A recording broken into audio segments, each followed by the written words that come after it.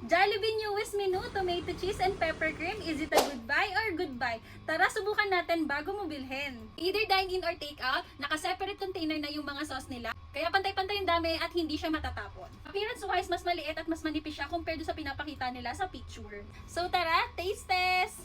So this is how it look like, crunchy outside and juicy inside.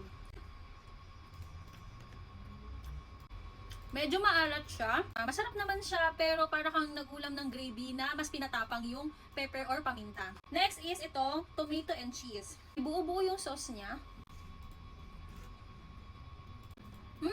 So this one, para siyang may pagka-pizza na sauce. Ang lasa mo yung pagka-tomato. Medyo maasim na, maalat yung base niya. Okay naman, for me. Is it a good buy or goodbye? For me, neutral lang. Kung wala kang budget at nagtitipid ka, pwede na siyang pagtiyagaan.